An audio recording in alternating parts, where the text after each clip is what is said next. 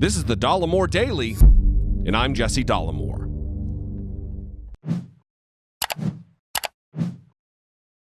Yesterday was a strange day for the Sunday news shows. At a time when Donald Trump is desperate to convince America of his authority and credibility related to leading the nation, and of his innocence related to the many impeachable offenses he is accumulating on a seeming daily basis, there wasn't a single Trump administration official who appeared for an interview. Not a single representative of the scandal-crippled executive branch. And maybe that was a wise move, because one of the few Republicans who did show up made an utter and complete embarrassment of himself in short order. You see, Wisconsin Republican Senator and the chairman of the Senate Homeland Security Committee, Ron Johnson, went on Meet the Press with Chuck Todd and exculpated himself from any doubt about whether or not he's an unrelenting coward and yes man for Donald Trump. Let's go through a few of the most painful moments and address them one by one. First up is his refusal to answer a stunningly simple question while demonstrating a typically short memory about our recent political history in the United States. He holds Donald Trump up as some kind of woe-is-me style victim of opposition party cruelty while completely ignoring all of the hate, dirty tricks, and obstruction that was aimed directly at Barack Obama. Senator Johnson, welcome back to Meet the Press, sir. Morning, Chuck. Let me start with something you told the Wall Street Journal late last week. You had said when Gordon Sondland seemed to imply that the frozen military aid was connected to a promise by Zelensky for investigations. You said, at that suggestion, I winced. My reaction was, oh, God, I don't want to see those two things combined. Why did you wince, and what did you mean by those two things combined? Well, first of all, your setup piece was, typically very unbiased. But let me first, before I start answering all the detailed questions, let me just talk about why I'm pretty sympathetic with what President Trump has gone through. I'm 64 years old.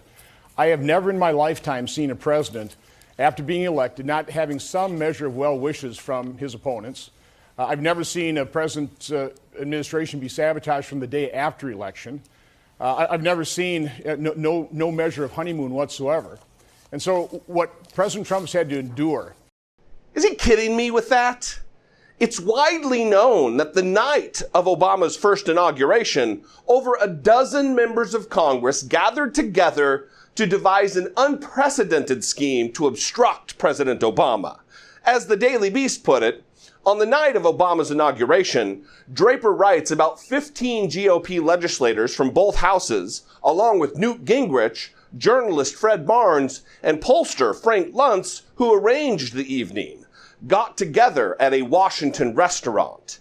They talked for 4 hours about what their posture should be. They agreed that night, oppose everything in completely unity. Show, Draper writes, united and unyielding opposition to the president's economic policies. So before President Obama had proposed a single idea, the Republicans had already decided that they would oppose everything he did.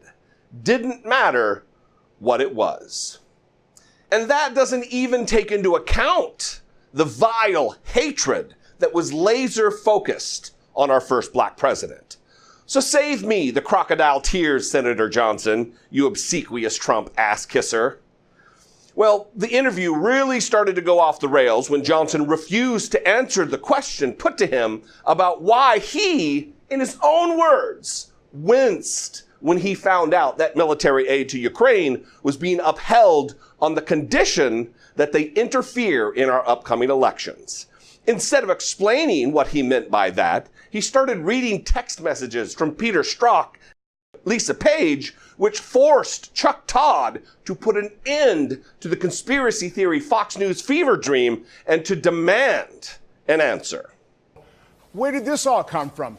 Who planted that false story? Senator, who leaked? I have my third letter into the Inspector General of the Intelligence Committee asking to just confirm, are you investigating those leaks that Peter Strzok talked about in that All right, text. Senator, piece of I have page. no idea So again, why. that's a setup. It is entirely relevant to this point. Why a Fox News conspiracy propaganda stuff is popping up on here? I have no idea. It is not. I have no idea why we're going here. That is Senator, because I'm this is asking underlying about, exactly why President Trump is upset and why his supporters are upset at the news media. Okay, this Chuck, is not about the media. Senator Johnson, Senator Johnson, please. Can we please answer the question that I asked you instead of trying to make Donald Trump feel better here that you're not criticizing him? I'm just trying to ask you a simple question of what made you wince. I'm asking a simple question about you clearly were upset that somehow there was an implication that military aid was being frozen because the president wanted an investigation. Why did you wince? Because I didn't want those connected.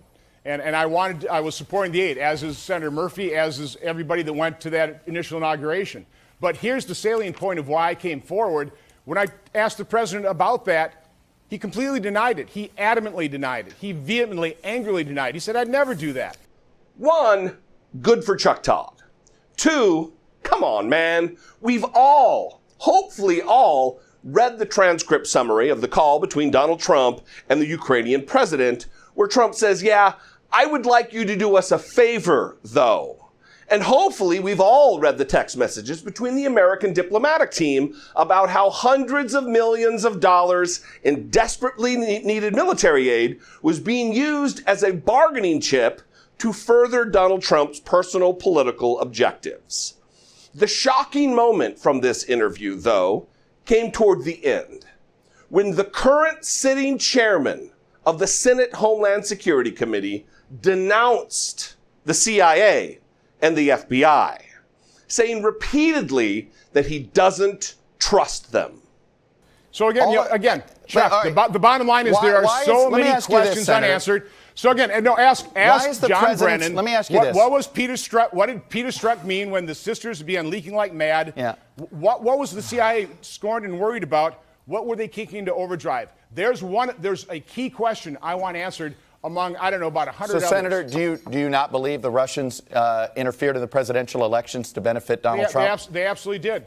They absolutely did. And I don't know to what extent the Ukrainians did. I don't know to what extent DNC and Hillary Clinton campaign were involved in kind of juicing up the Ukrainian involvement in this as well. You just ask there are a lot of unanswered questions. Chuck, I just want the truth. The American people want the truth. So do you not trust the FBI? You don't trust the CIA? No. I'm just very confused here. Absolutely you don't trust not. either After of those Peter Strzok agencies. and Lisa Page. Okay. After James Comey. You believe the FBI and the CIA, John these Brennan. No, I don't agencies? trust any of these guys in the Obama administration. I don't trust any of them. You don't trust them now? Do you trust them now? No, I didn't trust them back then. That is a stunning admission coming from a man who is the head of a committee with enormous power. Reading from the committee's website, the Committee on Homeland Security and Governmental Affairs is the chief oversight committee of the U.S. Senate, formerly known as the Committee on Governmental Affairs. It took on primary oversight responsibility for the Department of Homeland Security in 2003. And now we know the chairman of that committee believes the CIA is untrustworthy. The chairman of that committee believes the FBI is untrustworthy, which, taking it to the next step, means that we are fundamentally unsafe in this nation if the two largest entities charged with securing the homeland are dishonest, deceitful, and unreliable. Or Ron Johnson is just a liar who is willing to say anything to please Donald Trump, a weakling who is willing to cast doubt on the chief institution charged with the safety and security of this nation, a coward who fears Donald Trump and MAGA hat followers far more than he loves this country. And you should be ashamed of yourself, Ron Johnson, and I hope the good people of the state of Wisconsin hold you accountable when you appear on the ballot in 2020.